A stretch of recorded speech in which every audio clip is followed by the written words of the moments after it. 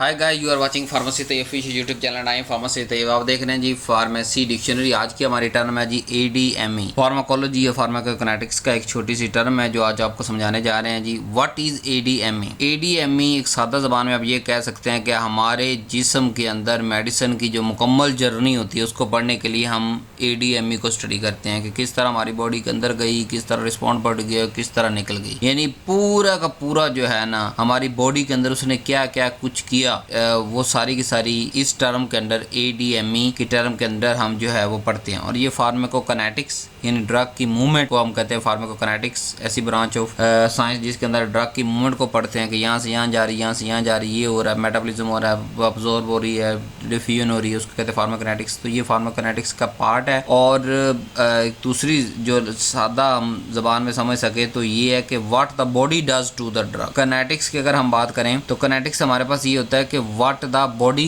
के बॉडी जिस्म के साथ क्या कर रही। बट ये फार्माकोलॉजिकल के अंदर इंपॉर्टेंट क्यों है, क्यों इसको पढ़ना अहम है? नंबर एक, डोज डिसाइड करने में हमारे काम आएगी। डोजिंग इंटरवल के कितने घंटे बाद मेडिसिन देनी है, रूट कौन सा चूज करना है। ड्रग सेफ्टी और टॉक्सिसिटी को समझने के लिए हम ADME को इस्तेमाल करते हैं। ADME में सबसे पहले A for absorption, D for distribution, M for metabolism, E for excretion. Absorption का मतलब कि स्टमक से लेके अगर ओरल मेडिसिन खाई है तो ब्लड तक पहुंचने के सफर को हम कहते हैं अब्जॉर्प्शन। पूरे बॉडी और टिश्यू के अंदर डिस्ट्रीब्यूट होने को डिस्ट्रीब्यूशन। लिवर के अंदर मेटाबॉलिज्म होने को मेटाबॉलिज्म। और एलिमिनेशन मतलब उसकी एक्सक्रीशन कैसे हो रही है बॉडी से, और जो है पेशाब के अंदर जा रहा है, फीसिस के अंदर जा रहा है, या फीमेल के जो मिल्क है उसके अंदर एक्सक्रीट हो रहा है, या हमारे पसीने के अंदर कितने % जा रही है, वो सारी हम एलिमिनेशन के अंदर जो है पढ़ते हैं। तो पहला जो अब्जॉर्प्शन है, अब्जॉर्प्शन जैसे मैंने आपको बताया कि अगर हमने ऑरल मेडिसिन ली है तो स्टमक से या स्मॉल इंटेस्टाइन से ब्लड तक पहुंचने के सफर को अब्जॉर्प्शन कहते हैं। और अगर IV की बात करें तो वो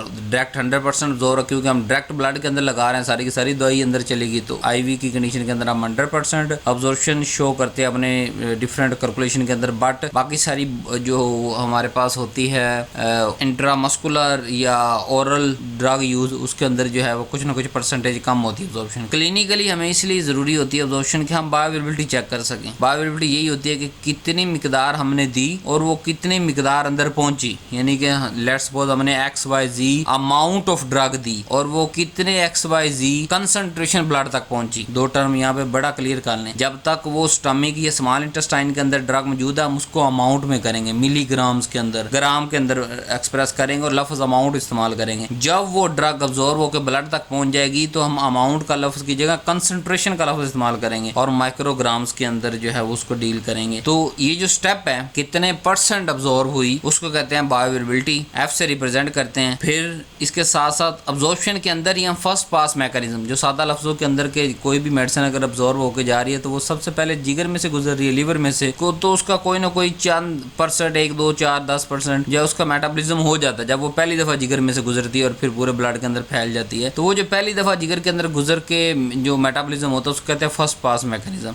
इसके अंदर हमारे पास एग्जाम्पल्स हैं अब्जॉर्प्शन की। ओरल और IV दोनों मैं आपको पढ़ा चुका हूँ। इंजेक्शन के अंदर 100% ड्रग अवेलेबल हो जाती है बॉडी के अंदर, क्योंकि सारी ड्रग लगाए ब्लड के अंदर है। ओरल के अंदर कुछ % कम रहती है। दूसरा आगा डिस्ट्रीब्यूशन। डिस्ट्रीब्यूशन जैसे कि सादा ज़बान के अंदर मैंने आपको समझाया कि ब्लड तक दवाई पहुंच गई, अब वो ब्लड से पूरे ब्लड के अंदर और टिश्यू के अंदर दवाई पहुंचने के नाम को हम कहते हैं डिस्ट्रीब्यूशन। इससे हम वॉल्यूम ऑफ डिस्ट्रीब्यूशन VD की अमाउंट निकालते हैं। फिर जो लोडिंग डोज होती है वो इस VD की बुनियाद पे, यानी लोडिंग डोज ऐसी डोज होती है जो क्विक रिस्पॉन्ड प्रोड्यूस करती है। यानी जब भी हमने कोई मेडिसिन देनी होती है या ट्रीटमेंट स्टार्ट करना तो पहले हम देते हैं लोडिंग डोज, फिर मेंटेनेंस डोज। लोडिंग डोज का मतलब ये कि इतनी मिकदार दे दो, लेट्स सपोज जो है वो एक XYZ अमाउंट दो, ताकि वो जो थेराप्यूटिक विंडो है उसके अंदर ड्रग रीच कर जाए और एक्शन शुरू हो जाए। उसके बाद फिर हम मेंटेनेंस जो कि हम एलिमिनेशन की बुनियाद पर देते हैं कि जितनी ड्रग एलिमिनेट हो रही है उतनी का हम नई डोज 8 घंटे या 12 घंटे के बाद दे रहे होते हैं, ताकि वो मेंटेनेंस रहे,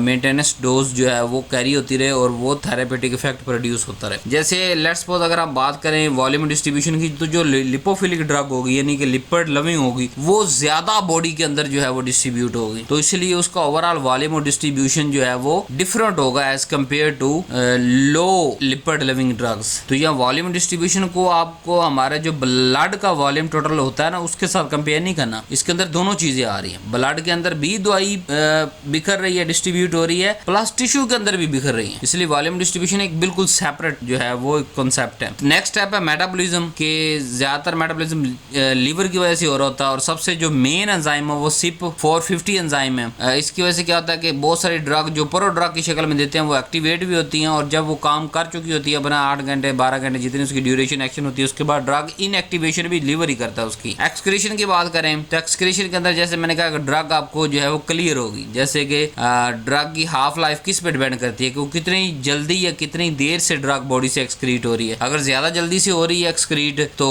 उसकी हाफ लाइफ छोटी होगी, अगर ज्यादा लंबे अरसे के बाद यानी कि बॉडी से ड्रग निकल रही है उसकी हाफ लाइफ ज्यादा होगी। जो जल्दी निकलेगी वो बार बार डोजिंग हमें देनी पड़ेगी, ठीक है, जो लेट से निकलेगी उसकी डोजिंग भी थोड़ी होगी। इसलिए आपने देखा होगा ना कुछ ड्रग हम दिन में 1 दवा देते हैं, कुछ 2 दवा देते हैं, कुछ 3 दवा देनी पड़ जाती है। यहाँ पे जो मेन एक्सक्रीशन के अंदर चीज होती है वो होता है रीनल इम्पेयरमेंट के बाद दफा डोज देते हुए हम एक्सक्रीशन को भी सामने रखते हैं, यानी हर बंदे के हिसाब से डोज डिसाइड करते हैं। लेट्स सपोज उसके गुर्दे अगर नॉर्मल है तो उसको हम नॉर्मल डोज दे देंगे, लोडिंग भी नॉर्मल देंगे और मेंटेनेंस डोज भी नॉर्मल दे देंगे। लेकिन अगर उसके जो गुर्दे है ये किडनी है वो प्रॉपर फंक्शन नहीं कर रहे तो हम उसे लोडिंग डोज तो वो तकरीबन वही देंगे बट मेंटेनेंस डोज कम देंगे। क्यों? क्योंकि उसके गुर्दे कम निकाल रहे हैं, ऑलरेडी वो थेरेपेटिक विंडो के अंदर ड्रग मौजूद है, तो इसलिए जो डोज एडजस्टमेंट है वो बड़ी जरूरी होती है एक्सक्रीशन के हिसाब से। तो ये हमारे पास मेन फैक्टर थे, अब्जॉर्प्शन, डिस्ट्रीब्यूशन, मेटाबॉलिज्म, एक्सक्रीशन। अब कौन से पैरामीटर जो फार्माकोकाइनेटिक के साथ मैं रिलेट कर उसको थोड़ा सा समराइज कर देता हूँ। अब्जॉर्प्शन से हम क्या करेंगे, बायोअवेलेबिलिटी निकालेंगे, डिस्ट्रीब्यूशन से वॉल्यूम और डिस्ट्रीब्यूशन, एक्सक्रीशन से हम क्लियरेंस मालूम करेंगे और पूरी ओवरऑल जो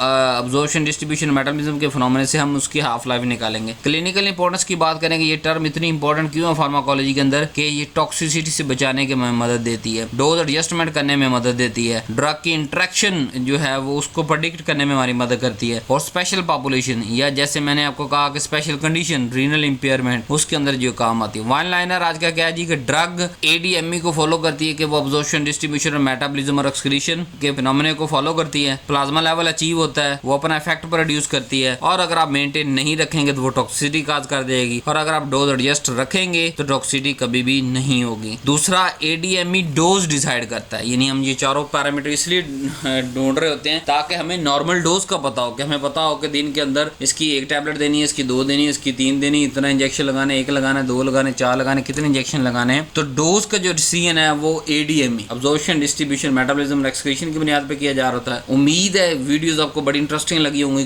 क्योंकि मैंने फार्मास्यूटिक्स क्लिनिक्स हर लिहाज से आपको टच देने की कोशिश की है और इस फार्मेसी डिक्शनरी बनाने का मकसद भी यही है कि कोई भी टॉपिक जो है वो आपको 5 साल के अंदर काम आ सके और आप उसको बार बार कोरिलेट कर सकें। जब एक बात आप बार बार पूरे 5 साल के अंदर पढ़ेंगे आप उसको अच्छे से कोरिलेट कर सकते हैं। मैं यहाँ पे सिर्फ ADME को अब्जॉर्प्शन, डिस्ट्रीब्यूशन, मेटाबॉलिज्म और एक्सक्रीशन तक भी रख सकता था, उसके बाद वीडियो खत्म कर सकता था, लेकिन मैंने फिर भी आपको जो है वो क्लिनिकल टच भी दिया है, इसके अंदर फार्माकोकाइनेटिक टच भी दिया है और जो है वो फार्माकोलॉजिकल टच भी दिया है ताकि आपको ओवरऑल कॉन्सेप्ट समझ आ सके। लास्ट में एक ही रिक्वेस्ट, चैनल सब्सक्राइब कर लें, वीडियो को लाइक करें और शेयर कहाँ करनी है, यूट्यूब, फेसबुक, इंस्टाग्राम, किसी जगह शेयर करने की जरूरत नहीं है, सिर्फ अपना पर्सनल जो आपका व्हाट्सएप है, जो ग्रुप बना हुआ आपका यूनिवर्सिटी या कॉलेज का, उसके अंदर इसका लिंक शेयर कर दें। और अगर आप बुक परचेज करना चाहते हैं डॉक्टर फार्मेसी की कोई भी जो लेटेस्ट सिलेबस हमारा चल रहा है, आप इस नंबर पर रब्ता करें, नीचे व्हाट्सएप नंबर आ रहा है, मेरी टीम आपको खुद सारा प्रोसीजर समझा देगी। छोटा सा वन लाइनर ये है कि बुक जो है वो लिखी जा चुकी है, डिजिटल अवेलेबल है, वो वेबसाइट पे आगे लिखी, इस वेबसाइट पे सारी बुक्स अवेलेबल है। जो बुक आपको चाहिए होगी उसकी आपने एक नॉमिनल पाकिस्तानी प्राइस के अंदर पेमेंट करनी है। पेमेंट करने के बाद आपको वो 2 मिनट के अंदर बुक वहाँ आपको ऑनलाइन डिजिटल नजर आना शुरू हो जाएगी, जो भी आपकी जीमेल अकाउंट होगा उस पर। तो